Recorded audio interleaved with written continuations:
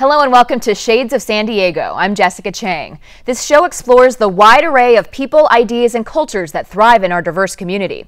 Today we highlight San Diego's largest Pan-Asian cultural event that draws more than 20,000 people every year, the San Diego Asian Film Festival.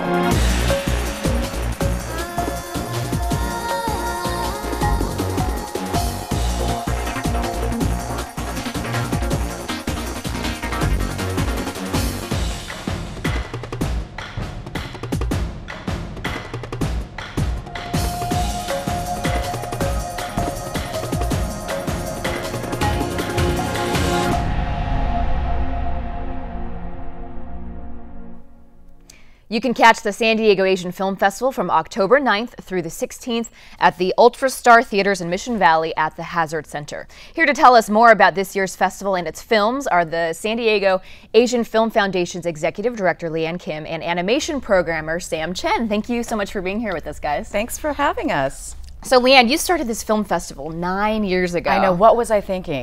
What in the world was I thinking? Well, it's been a really interesting journey. Over the 9 years, our festival has not only grown in attendance, but also our programming staff has really matured. And we've learned that there's a lot more films out there to choose from. We know how to find those films. This year, we have films from 17 countries. That's the most number of countries that have ever been represented at our festival. And I'm really proud to say that beyond the typical films from like China, Korea, Japan, that we also have films from India, from Iran, even from Peru, as well as Myanmar, places that we don't really know about. So we're excited to be presenting this to the public because these are films that need to be seen and that you won't necessarily see in mainstream Hollywood or on television. And there's something for everybody, from literally children, 5 years old, all the way to senior citizens. And so we're really excited to be presenting this year's program. Exactly. I'm excited to see it. I go every year, and there's just such a wide array of different films that I enjoy. Yes, and I'm really excited about our opening night film, Ping Pong Playa by Jessica Yu. And hilarious. It's hilarious, and I have to say it's probably the best Asian American comedy that I've ever seen. And when I mean Asian American comedy, it is specifically about a Chinese American family, part of this ping pong dynasty, so to speak, and it's just a bunch of laughs.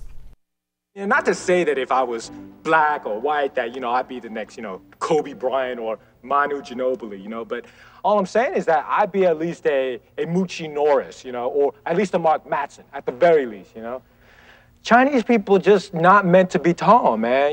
We're good at badminton, fencing, stuff like, I don't know, like gymnastics and shit, man. Ping pong.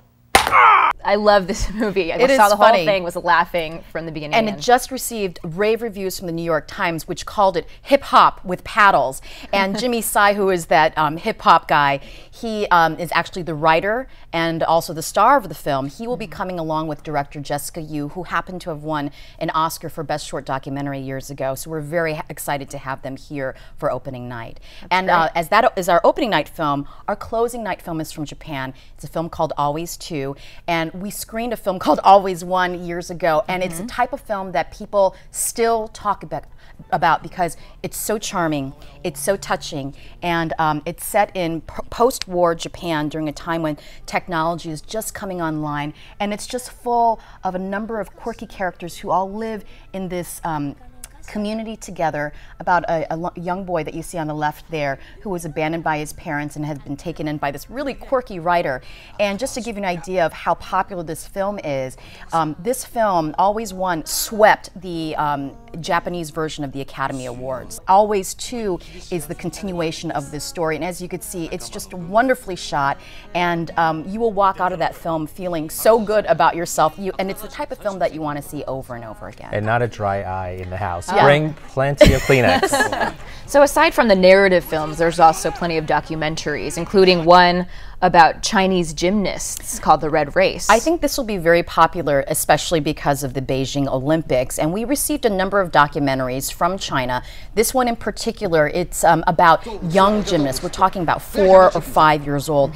And the grueling training that their parents and that the government of China puts them through in order for them to achieve their dreams of becoming an Olympic gymnast. And it's a very difficult film because of the fact that it's documentary. You see these children working so hard at age 4 and 5. And it really shows you kind of from an inside perspective of the kind of training that these kids go through, as well as this is their only hope of getting out of their poor villages in China. If you have children, you're like, oh my gosh, I can't believe they put these children through this. Right, exactly. But it's something that everyone, I think, needs to see. Right. Now, one of the programs that has been around since the second year of the festival is the animation program, which Sam is the head of and started since the second year. What are some of the animated films that stand out to you this year? Well, the one that comes to mind is Alien Abduction, and it's from School of Visual Arts. It's this 2-minute Looney Tunes, Warner Brothers style cartoon, and it's done in computer animation. And the great thing about this story is that it's hilarious, and it's this alien who wants to bring home a cow for dinner, I guess. So there's like outer space cow tipping going on. But the problem is the cow is a 3-eye mutant cow, and he doesn't take too much to the liking of being pushed, and so he gives him a piece of his mind at the end for a surprise ending. What's great about this film is it's very close to what we see in mainstream animation like DreamWorks and Pixar. So these students are snatched right out of college and hired by DreamWorks and Pixar and Disney, and a lot of our alumni have gone on to work with Brad Bird on Ratatouille and Shrek and Madagascar. So we're really proud of our filmmakers. Yeah. So not only do you have some of the light, fun ones, but you also have animation that deals with some more serious issues. Absolutely. And like there's one, Yellow Sticky Notes. Yes. I find that so fascinating. Basically, this guy, Jeff Sheba Stearns, he spent the last year of his life using 2,300 yellow sticky notes and to animate an autobiographical film about the last 9 years of his life. And you know, we can all relate to this, where we make these little to-do lists on yellow sticky notes, and his room and monitor was absolutely covered and plastered with these little to-do lists, so much that it consumed him, and he missed out on world events like 9/11, Katrina, the tsunami, and Virginia Tech. So he made this movie and animated these sequences to sort of self-reflect and maybe to re-appreciate and re-sympathize with some of these events. So I guess it's a form of therapy or catharsis. Right, right. And tell us about Josie's La La Land, a more serious topic too. Absolutely. It's a beautiful piece, kind of reminiscent of that Robin Williams movie, What Dreams May Come. And it's very abstract, it's beautiful, it's using computer animation to do nature, which is very, very difficult, by the way. And it's based on a true story of a real human being by the name of Josie, who is 16-year-old and suffering from leukemia. And after months and months of bone marrow transplants and chemotherapy, nothing worked. So she said, you know what, let me just be a normal teenager and live the last 3 months of my life with my family. So this film kind of imagines what her world, her ideal world and afterlife world might have been. And she narrates, her voice accompanies these beautiful pictures. It is beautiful.